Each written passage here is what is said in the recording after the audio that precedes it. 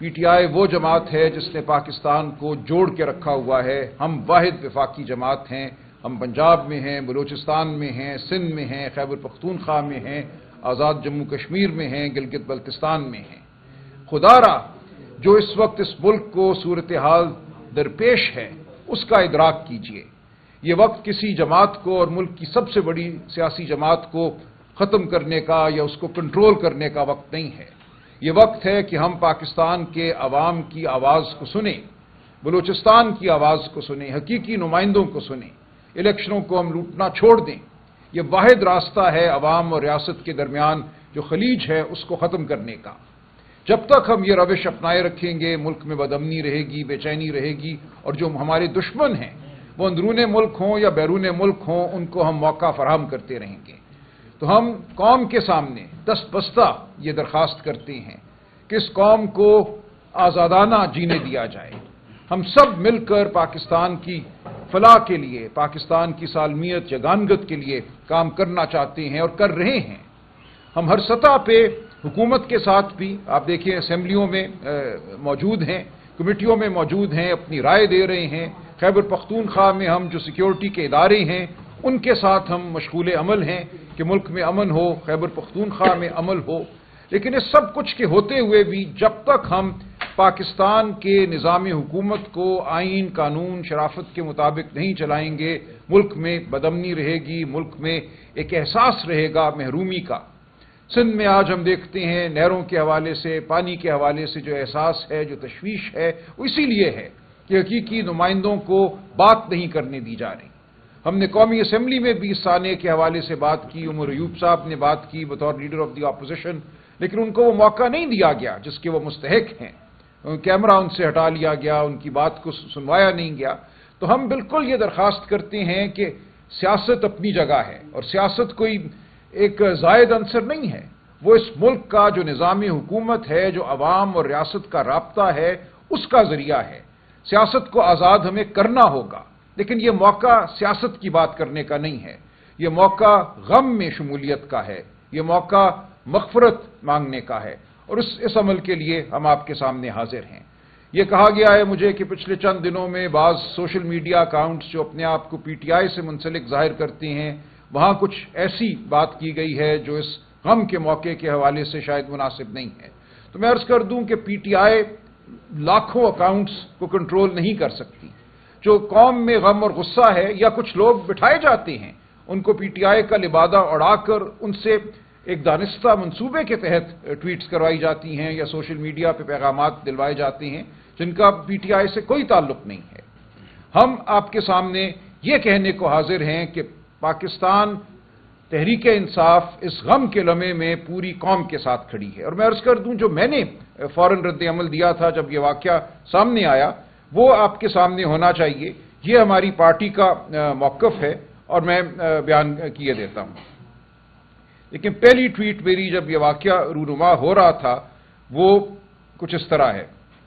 کھل نہیں رہا میرا یہ فون، لیکن اگر آپ دیکھیے تو اس میں میں نے یہی کہا ہے کہ this is a moment for unity of purpose. This is a moment when we all must come together and act for the security and for the betterment of the country. اسی طرح کل میں نے ایک اردو میں جو ٹویٹ کی اس میں میں نے یہی کہا کہ آج ہمارا ہر سانس جو ہے وہ ثانیہ جعفر ایکسپریس کے جو سے یرغمال جو لیے گئے ہیں ان کے لیے دعا ہے. ہم اللہ تعالیٰ سے مغفرت مانگتے ہیں، ہم کرم مانگتے ہیں. تو ہم بالکل کھڑے ہیں. ایسا نہیں ہے کہ ہم کوئی کسی اس معاملے کو سیاست کی بھینٹ چڑھانا چاہتے ہیں یا اس ثانیے کی بنیاد پہ کوئی سیاست کرنا چاہتے ہیں، لیکن جو جائز سوالات ہیں وہ کیے جائیں گے. ہمارے سیکیورٹی کے ادارے جو ہیں ان کے حوالے سے جو شکایات ہیں لاحق ہمیں وہ کی جائیں گی. اگر سیکیورٹی کے ادارے ایک جماعت اور جماعت کے جو افراد ہیں ان کے درپے رہیں گے، ان کے گھروں کو چار دیواری کو پامال کریں گے، ان کے ٹیلی فون اور واٹس ایپ کو دیکھیں گے، تو ظاہر ہے ریاست کی جو قوت ہے دہشت گردی سے لڑنے کی، جو قوت ہے انٹیلیجنس اداروں کی پہلے سے سراغ لگانے کی، اس پہ اثر پڑتا ہے. تو یہ وہ سوالات ہیں جو کیے جائیں گے، پارلیمان میں کیے جائیں گے، پارلیمان سے باہر بھی کیے جائیں گے. لیکن آج یہ موقع جو ہے اللہ تعالیٰ سے دعا کرنے کا ہے، مغفرت مانگنے کا ہے. जन्नत उल फिरदौस में जगह मांगने का है शहदा के लिए, और पूरी जो कौम का गम है उसमें शामिल होने का है, और इसी हवाले से हम आपके सामने पेश हुए हैं। बहुत शुक्रिया। क्वेश्चन जी, एनी क्वेश्चन? ये बताइएगा कि अभी बात मुख्तलिफ सियासी जमातें कर रही हैं ऑल पार्टीज कॉन्फ्रेंस बुलाने की, अगर बुलाई जाती है पीटीआई का क्या रोल होगा? क्या आपका भी मुतालबा है कि नेशनल एक्शन प्लान जो है, नेशनल एक्शन प्लान, इस पर नजरसानी होनी चाहिए? देखिए, जब मिल के बैठेंगे, हम खुद ऑल पार्टीज कॉन्फ्रेंस बुलाना चाहती हैं। कल मैंने खुद ये तजवीज़ पेश की है कि पीटीआई एक ऑल पार्टीज कॉन्फ्रेंस बुलाए। हम बिल्कुल ये बुलाएंगे। हमारी अख्तर मेंगल साहब से बलूचिस्तान की दीगर जो जमातें हैं उनसे गुफ्तगू जारी है, सिंध की जमातों से गुफ्तगू जारी है। हम बिल्कुल यकीनन JUI से मौलाना फजलुर रहमान साहब और उनके जो रुफका हैं उनसे गुफ्तगू जारी है। तो हम एक बुलाएंगे ऑल पार्टीज कॉन्फ्रेंस, और हम उसमें जो इस मुल्क को आज मसाइल दरपेश हैं जिनमें दहशतगर्दी सर फहरिस्त है, इसके हवाले से यकीनन गुफ्तगू करेंगे। नेशनल एक्शन प्लान के हवाले से अगर कोई तजावीज़ हैं, किसी तब्दीली की ज़रूरत है तो उस पर भी बात करेंगे। देखिए, हम इस मुल्क के अफराद हैं, हम इस मुल्क के रखवाले हैं। हमारा इस मुल्क से, इस रियासत से ताल्लुक वही है जो एक मुल्क की सबसे बड़ी सियासी जमात का होना चाहिए।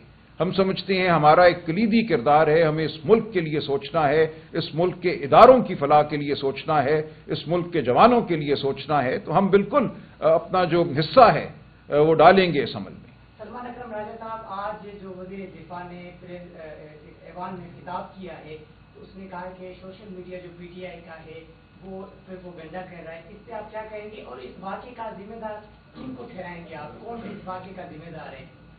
देखिए, जो वज़ीर दिफा साहब ने बात की वो अफसोसनाक है। हमारी यही गुजारिश है कि इस सानहे को सियासत की भेंट ना चढ़ाया जाए।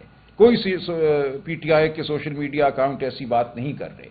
मेरी यही आपके सामने गुजारिश है कि हज़ारों लाखों अकाउंट्स पूरी दुनिया में फैले हुए हैं, जिनमें से यकीनन बहुत से अकाउंट जो हैं वो बनाए गए हैं PTI को बदनाम करने के लिए। इन अकाउंट्स के हम जिम्मेदार नहीं हैं। मैंने जो बात की थी वो मैंने आपके सामने रख दी है। हम ये कहते हैं कि इस वक्त नहीं, हमने कोई ऐसी बात नहीं की जो इस गम के मौके पे इस गम से हमें दूर लेकर जाए। लेकिन जो जायज़ बात है, जो अवाम के वोट को लूटा गया है, जो मसनूई एक निज़ाम कायम किया गया है जो बदअमनी पे काबू नहीं पा सकता, वो बात तो की जाएगी, क्योंकि उसका ताल्लुक है इस आने से, इस सूरत हाल से। बलूचिस्तान में क्यों मुनाफरत है? बलूचिस्तान में क्या कोई इलेक्शन पिछले 50, 60, 70 साल में ठीक हुआ है? कोई ये कह सकता है अपने दिल पे हाथ रख के कि वहां इलेक्शन होते रहे हैं, वहां के जो नुमाइंदे हैं उनको मौका दिया जाता रहा है? नहीं। जब वहां के अवाम को पसपा रखा गया है, वहां के अवाम को उनके हुकूक नहीं दिए गए, और उसके नतीजे में अगर बेचैनी है। लेकिन देखिए, ये जो सानिया हुआ है ये तो एक सोची समझी दहशतगर्दी है। इसके हवाले से तो हम बिल्कुल वाज़ेह हैं कि दहशतगर्दी वो मुल्क के अंदर उसके सहूलतकार हों या मुल्क के बाहर हों, हम सब ने एक कौम बन के उस दहशतगर्दी का मुकाबला करना है और उसको ख़त्म करना है। राजा साहब, ये बताइएगा, BBC ने इस वाक़ये में जितने भी विक्टिम्स हैं उनकी जो फिगर्स हमारे साथ एग्जैक्ट बताए